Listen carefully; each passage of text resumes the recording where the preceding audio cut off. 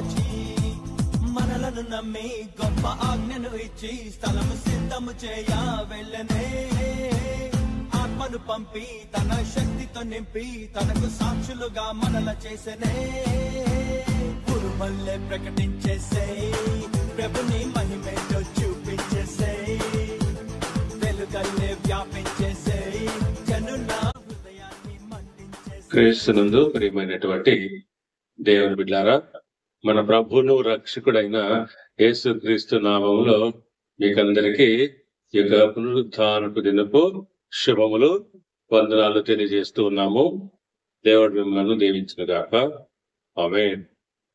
ఈనాటి మన చాలా అంశము క్రీస్తుతో లేపబడితే. మూలవాక్యము కొలస్సీకి రాసినటువంటి పత్రిక 3వ అధ్యాయము 1వ వచనము. మీరు క్రీస్తుతో కూడా లేపబడిన వారైతే పైనున్న వాటిని వెదకుడే, అక్కడ క్రీస్తు దేవుని కుడిపార్శ్వమున కూర్చుండి ఉన్నాడు. ఆమేన్. చిన్న ప్రార్థన చేసుకున్నాం. మమ్మల్ని మిక్కిలిగా ప్రేమించిన మా ప్రియ పరలోకపు తండ్రి, మీకు వందనాలు, కృతజ్ఞతలు, స్తుతులు, స్తోత్రములైన ప్రత్యేకించి ఒక ఆదివారం పరిశుద్ధ దినంలో నీకు వాక్యాన్ని మేము ధ్యానిస్తున్నాము. నీ ప్రియబిడ్డలు వచ్చే వాక్యాన్ని వెతుతుండగా వినగలిగేటువంటి చెవిని, గ్రహించుకునే మనసు మాకందరికి దయచేయండి. అలాగే నీ దినదాసుడులను నిజలో చాటున మరుగుపరిచి వాక్శక్తినిచ్చి మీరు ఆత్మతోనను అభిషేకించి నడిపించమని యేసు క్రీస్తు నామములో ప్రార్థించి అడిగి వేడుకొని పొందుకుంటున్నాము తండ్రి. ఆమేన్. ప్రియులారా, ప్రత్యేకంగా అపోస్తలుడైనటువంటి పౌలు గారు కొలస్సీకి రాస్తూ కొలస్సీ సంఘానికి ఆయన ఉత్తరం రాస్తూ ఈ మాట అంటున్నాడు. మీరు క్రీస్తుతో కూడా లేపబడిన వారైతే అన్నాడు. అనగా క్రీస్తులో చనిపోయి క్రీస్తుతో పాటు తిరిగి లేపబడుట. విశ్వాసి తమ ప్రతినిధి అయినటువంటి క్రీస్తులో చనిపోయాడు, ఆయనతో పాటు సజీవంగా లేపబడ్డాడు. నమ్మకము ద్వారా ఆయనను స్వీకరించి తిరిగి క్రొత్తగా జన్మించినప్పుడు ఇది వారికి ఒక సజీవమైనటువంటి అనుభవమై ఉంటుంది. కొలస్సీ పత్రిక 2వ అధ్యాయము 13వ వచనం ప్రకారంగా మీరు బాప్తిజమందు ఆయనతో కూడా పాతి పెట్టబడిన వారై ఆయనను మృతుల్లో నుండి లేపిన దేవుని ప్రభావమందు విశ్వసించడం ద్వారా ఆయనతో కూడా లేచితిరి. ఇక్కడ మనము యేసు క్రీస్తులో బాప్తిజం తీసుకోవడం అంటే ఇక్కడ మనము క్రీస్తుతో పాటు పాతి పెట్టబడుచున్నాము, అలాగే క్రీస్తుతో పాటు లేపబడుచున్నాము. కాబట్టి ప్రియులారా, ఇక్కడ మనము పౌలు గారు అన్నట్లుగా మీరు క్రీస్తుతో పాటు లేపబడిన వారైతే, అంటే మీరు క్రీస్తులోనికి బాప్తిజము తీసుకున్న వారైతే గమనించండి. అలాగే మనము రోమీయులకు రాసిన పత్రిక 6వ అధ్యాయము 4వ వచనాన్ని కూడా చదువుకున్నాము. కాబట్టి తండ్రి మహిమ వలన క్రీస్తు మృతులలో నుండి ఎలాగూ లేపబడినో అలాగే మనమును నూతన జీవము పొందిన వారమై నడుచుకున్నట్లు మనము బాప్తిజము వలన మరణములో పాలు పొందుటకై ఆయనతో కూడా పాతి పెట్టబడితిమే. ఇక్కడ అంటున్నాడు, గమనించండి, మనము క్రీస్తుతో పాటు మనము పాతి పెట్టబడము. దేని నిమిత్తము? నూతన జీవము పొందిన వారుగా మనము ఆయనతో పాటు ఆయన మరణంలో మనము భాగస్థులమై ఉంటున్నాము. ఆయనతో పాటు మనము పాతి పెట్టబడి, అనగా మన పాపముల నిమిత్తము మనము ఆయనతో పాటు సిలువ వేయబడి ఉన్నాయి. మన పాపములు ఆయనతో పాటు సిలువ వేయబడింది అనగా ఆయన మరణంలో మనము పాలివారమై ఉంటున్నాము. అలాగే నూతన జీవము అనగా పునరుత్థానం ద్వారా నూతన పరచబడినటువంటి వారిపై తిరిగి జన్మించినటువంటి వారిపై మనము బాప్తిజము ద్వారా తిరిగి జన్మించినటువంటి వారమైనటువంటి అనుభవాన్ని పొందుకుంటూ ఉంటున్నాము. అలాగే ఎఫ్ఎస్సీలకు రాసిన పత్రిక 2వ అధ్యాయము 1వ వచనాన్ని మనం గమనించినట్లయితే, మీ అపరాధముల చేతను పాపముల చేతను మీరు చచ్చిన వారై ఉండగా ఆయన మిమ్మును క్రీస్తుతో కూడా బ్రతికించను. ఇది మనము చనిపోవడము తిరిగి లేవడం అంటే మన అపరాధముల వలన మన పాపముల వలన మనము చచ్చిన వారమై ఉండగా ఆయన క్రీస్తుతో పాటు మనలను బ్రతికించను. అనగా మన పాపాలకు ఆయన చనిపోయి ఆయన తిరిగి లేయడం ద్వారా మనము మృతి పొందాము. తిరిగి ఆయన లేచినందువల్ల ఆయనతో పాటు మనము జీవాన్ని, నూతనత్వాన్ని, పునరుద్ధానాన్ని పొందుకుంటున్నామని పౌలు గారు ఇక్కడ చక్కగా వివరిస్తున్నారు. కాబట్టి పిల్లరా, ఇప్పుడు మనము క్రీస్తులో మనము చనిపోయాము. అలాగే క్రీస్తు చనిపోయి పాతి పెట్టబడి అలాగే ఉండగా ఆయన తిరిగి పునరుత్థానుడై లేచాడు, అనగా నూతన జీవాన్ని పొందుకున్నాడు. ఆ ప్రకారంగానే మనము మన పాపముల నిమిత్తము పాతి పెట్టబడి తిరిగి మనము పునరుత్థానం అనగా క్రొత్త జన్మ ఎత్తిన వారమై క్రీస్తుతో పాటు లేపబడి ఉంటున్నాము.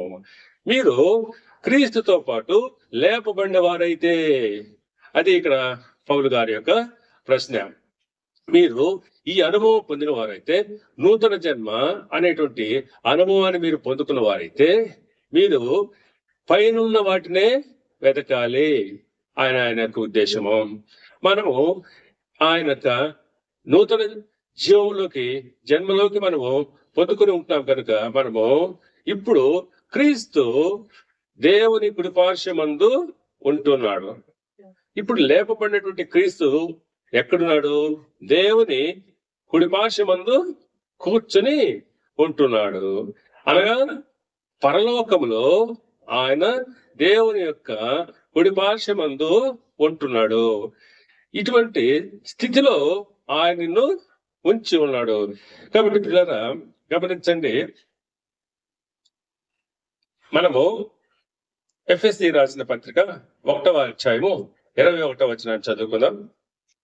మృతుల్లో నుండి లేపి సమస్తమైన ఆధిపత్యము కంటెను, అధికారము కంటెను, ప్రభుత్వము కంటెను, ఈ యుగమునందు మాత్రమే గాక రాబో యుగమందును పేరు పొందిన ప్రతి నామమును కంటెను ఎంతో హెచ్చుగా పరలోకమందు ఆయన తన కుడిపార్శ్వమున కూర్చుండబెట్టుకొని ఉన్నాడు. ఎవరిని కూర్చుండబెట్టుకొని ఉన్నాడు? క్రీస్తును. ఎవరు? దేవుడు. ఆయన ఈ యుగమందే కాదు, రాబో యుగమందు కూడా అన్ని నామముల కన్నా పై నామముగా ఉండుటకు ఆయనను తన కుడి పార్శ్వమందు కూర్చుండబెట్టుకుని ఉంటున్నాడు.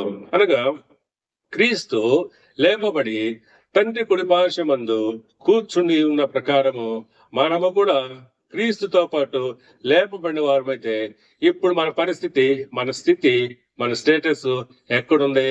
పరలోకము మనకు ఆయన అనుగ్రహించి ఉంటున్నాడు.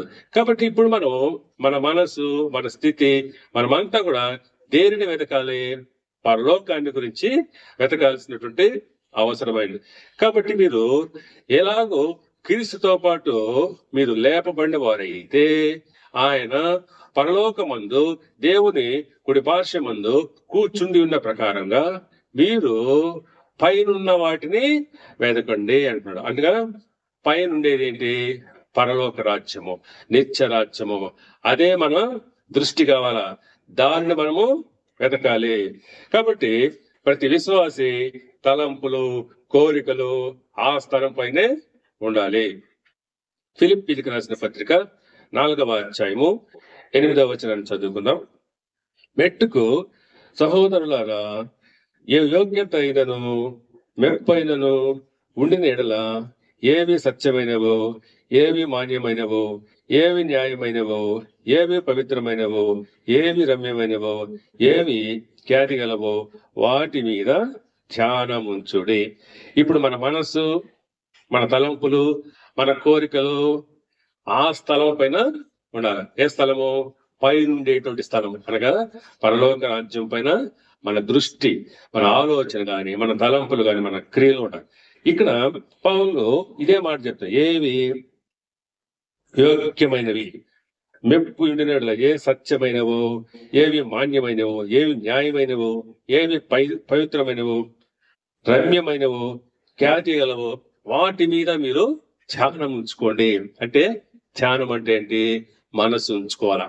మన మనసు యహలోక సంబంధమైన వాటి విషయం ఉంది కాకుండా పరలోక సంబంధమైనవి, మాన్యమైనవి, ఖ్యాతి గలవి, రమ్యమైనవి, పవిత్రమైనటువంటి ఆ పరలోక సంబంధమైన వాటి మీద మన మనసు ఉంచుకోవాలా. వాటి మీద మీరు ధ్యానం ఉంచండి అని చెప్తున్నారు. కాబట్టి ఇక్కడ మనం ధ్యానం అంటే మనం వాటిని ఎప్పుడు తలపోస్తూ ఉండడం, తలంచుకుంటూ ఉండాలా. మన మనసు, తలంపులు ఆధ్యాత్మిక జీవితంలో అత్యంత ప్రాముఖ్యమైంది. విశ్వాసులకు ఉండాల్సింది ఏంటంటే నూతన మనసు, అనగా క్రొత్త మనసు. అంటే నీవు క్రీస్తు యేసులోకి బాప్టిజం పొందినప్పుడు నీకు రావాలా? క్రొత్త మనసు రావాలా, నూతన జన్మ అనుభవంలోకి రావాలి. అందుని బట్టి అపోస్తలుడైన పౌలు రోమా పత్రిక 12వ అధ్యాయము 2వ వచనంలో అంటున్నాడు, ఈ లోక మర్యాదను అనుసరింపక ఉత్తమమును అనుకూలమును సంపూర్ణమునయున్న దేవుని చిత్తమేదో పరీక్షించి తెలుసుకున్నట్లు మీ మనసు మారి నూతన మొగట వలన రూపాంతరము పొందుడి. అంటే మీరు ఈ లోక మర్యాద అనుసరించి కనుక లోక సంబంధముగా, భూ సంబంధమైన వాటి మీద కాకుండా ఈ లోక సంబంధమైన వాటి మీద మీ మనసు ఉంచకుండా పర సంబంధమైనటువంటి అనగా ఉత్తమమును అనుకూలమును సంపూర్ణమైనటువంటి పర సంబంధమైనటువంటి వాటిపైన దేవుని చిత్తం మీద పరీక్షించి తెలుసుకొని నీ మనసు మార్చుకొని నూతనత్వాన్ని పొందుకోవాలని ఇక్కడ పౌలు గారు చెప్తూ ఉన్నాడు. చూడండి, ఇక్కడ పరలోక సంబంధమైన వాటిపైనే మనము మనసు ఉంచుకోవాలి. ఈ లోక సంబంధమైన, భూ సంబంధమైన వాటిపైన మన మనసు ఉంచకూడదు. ఈ విషయంలో కీర్తనకారుడు చక్కగా వివరిస్తాడు. మొదటి కీర్తన 1-2 వచనాల్లో మనకు బాగా తెలుసు, మనం అందరం కూడా కంఠస్థం చేస్తున్నటువంటి కీర్తన అది. చూడండి, దుష్టుల ఆలోచన చొప్పున నడువక, పాపుల మార్గమును నిలవక, అపహాసకులు కూర్చుండు చోటను కూర్చుండక, యెహోవా ధర్మశాస్త్రమునందు ఆనందించుచు దివారాత్రము దాన్ని ధ్యానించువాడు ధన్యుడు. అంటే ఈ లోక సంబంధంగా లోకస్తులతో లోక సంబంధమైనటువంటి జీవితాన్ని నువ్వు గడపకుండా ప్రతినిత్యము దివారాత్రులు ఆయన పరిశుద్ధ వాక్యాన్ని నువ్వు ధర్మశాస్త్రమును ధ్యానించాలి. అనగా నీ మనసంతా నీకు ధ్యానము, నీ తలంపులు, నీ ఉద్దేశాలు అన్ని కూడా దివారాత్రులు ఎక్కడుండాలా? పైన వాటి మీదటే నీ ధ్యాస ఉండాలి, నీ కోరిక ఉండాలి. ఈ లోక సంబంధమైన వాటిపైన నీ మనసు ఏమాత్రం కూడా ఉండకూడదు. ఇక్కడ చక్కగా అంటాడు, పాపుల దుష్టుల ఆలోచన చొప్పున గాని, పాపుల మార్గంలో గాని, అపహాసకులు వీళ్ళంతా కూడా ఈ లోక సంబంధంగా ఉండేటువంటి వాళ్ళు, వీళ్ళతో సాంగత్యము నువ్వు చేయకూడదు. చూడండి, పాప సంబంధమైనవి, లోక సంబంధమైనవి మన భ్రష్ట మనసుకు చాలా వింపుగాను ఆనందాన్ని కలిగిస్తూ ఉంటాయి. అనగా ఎక్కువగా మనకు సంతోషాన్ని ఇచ్చేవి కార్యాలు అంటే పాప సంబంధమైనటువంటి ఆ తలంపులు గాని, ఆ కోరికలు గాని మనకు ఎక్కువ సంతోషాన్ని ఇస్తుంటాయి. చాలా ఆనందంగా కూడా ఉంటది, వినసొంపుగా ఉంటాయి. అయితే వాటి పైన మన మనసు పెట్టకూడదు. గల్తీ పత్రికలో చక్కగా పౌలు గారు మనము ఏ విధంగా నడుచుకోవాలో, ఎలా ఉండాలో అనే విషయాల గురించి గల్తీ పత్రిక 5వ అధ్యాయము 16-17 వచనాలు చూసినట్లయితే, నేను చెప్పినది ఏమనగా ఆత్మానుసారంగా నడుచుకునుడే, అప్పుడు మీ శరీర ఇచ్చలను నెరవేర్చు. ఇప్పుడు మనము శరీర ఇచ్చలను ఎందుకు నెరవేరుస్తా ఉన్నాము? శరీర కార్యాలను గురించి చెప్పాడు కదా. ఎప్పుడు నువ్వు ఆత్మానుసారంగా నువ్వు ఉంటావో, అనగా పరలోక సంబంధమైన వాటిని నువ్వు ఎదుగుతుంటావో, అప్పుడు నువ్వు శరీర కార్యాన్ని నువ్వు ఎంత మాత్రం కూడా నెరవేర్చవు. ఇక్కడ 17వ వచనం చూడు. శరీరము ఆత్మకును, ఆత్మ శరీరమునకు విరోధముగా అపేక్షించింది. శరీరము వేరు, ఆత్మ వేరు. శరీర సంబంధమైన క్రియలు, ఆత్మ సంబంధమైన క్రియలు. ఈ రెండింటికి పొంతన కుదరు. ఇవి వేరుగా పరస్పర విరుద్ధమైనటువంటివి. కాబట్టి ఇప్పుడు మనము ఒకదానికొకటి వ్యతిరేకముగా ఉన్నవి గనుక మీరేమి నిశ్చయించరు వాటిని చేయకుందరు. మీరు ఏదైతే నిశ్చయించుకుంటారో వాటిని మీరు ఇక్కడ చేయకుందరు అంటారు. గమనించండి ప్రియులారా, మనము ఇక్కడ మనలో ఆలోచనలు ఎప్పుడు కూడా పవిత్రమైనవి గాను శ్రేష్టమైనటువంటి గాని ఉండాలి. ఎప్పుడైతే మన ఆలోచనలు శ్రేష్టమైనవిగా పవిత్రమైనవిగా ఉంటావో అప్పుడు పాపిష్టి తలంపులు మనకు రావు. వాటిని మనము జయించగలుగుతాము.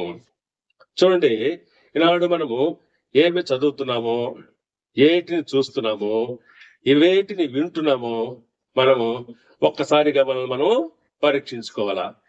మనము ఏమి చదువుతూ ఉన్నాము, ఎటువంటి విషయాలను మనం చదువుతున్నాము, అలాగే ఏమి మనము చూస్తూ ఉన్నాము, అలాగే ఏమి మనం వింటున్నాము. ఇవన్నీ కూడా మనము నీ చేసేటి క్రియలు కానివ్వండి, నీ కళ్ళు కానివ్వండి, నీ చెవులు కాని, ఇవన్నీ కూడా ఏ విషయాలపైన ఆలకిస్తా ఉన్నాయి, ఏ విషయాలను ధ్యానిస్తున్నావో గమనించాలి. మన ఊహలు మనల్ని ఎటు తీసుకువెళ్తున్నాయో మనం జాగ్రత్తగా పరిశీలించుకోవాలి. ఈనాడు మన ఊహలు, మన తలంపులు, మన ఉద్దేశాలు, మన ఆశలు చాలా ఘోరంగా ఉంటా ఉన్నాయి.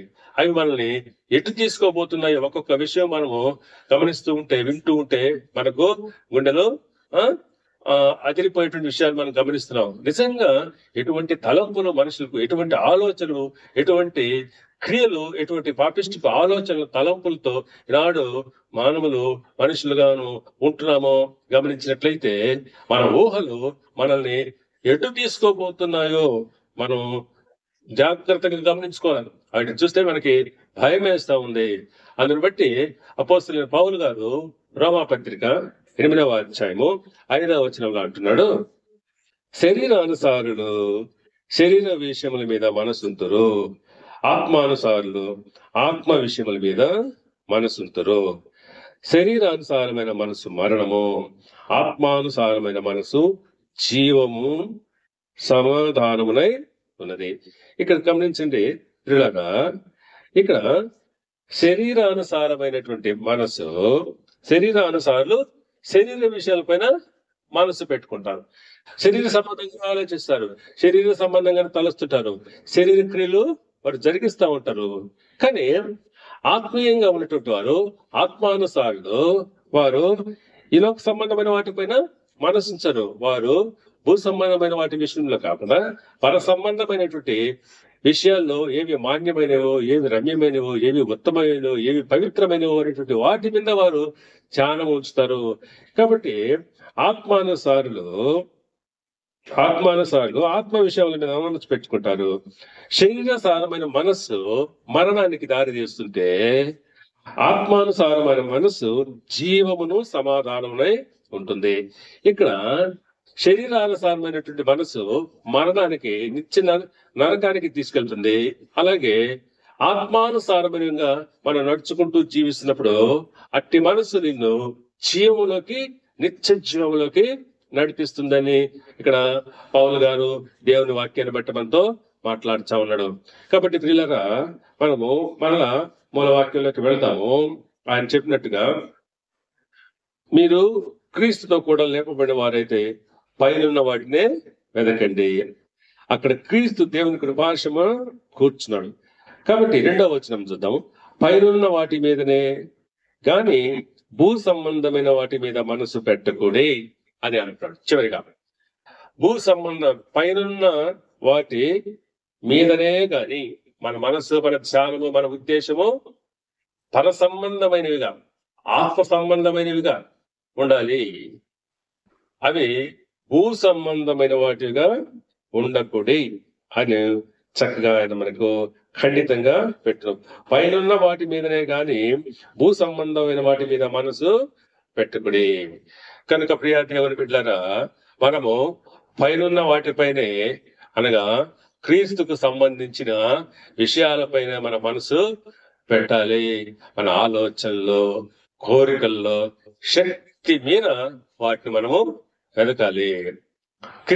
క్రైస్తవ జీవితం అనేది శాంతి, ఆనందము, నిశ్చయత, పవిత్రత, అభివృద్ధి ఉండాలంటే మనకు ఇదొక్కటే మార్గము. లోక సంబంధమైన వాటి మీద కాదు, భూ సంబంధమైన వాటి మీద కాదు అని మనం ఖచ్చితంగా గుర్తు పెట్టుకోవాలని ఈ సందర్భంగా మీకు తెలియజేస్తూ ముగిస్తూ ఉన్నాను. దేవుడి యొక్క వాక్యమును దీవించి ఆశీర్వదించి నీరు గట్టి ఫలింపచేసి మీ యొక్క ఆధ్యాత్మిక జీవితాల్లో మేలుకరంగా, ఆశీర్వాదకరంగా ఉండదు గాక. ఆమేన్.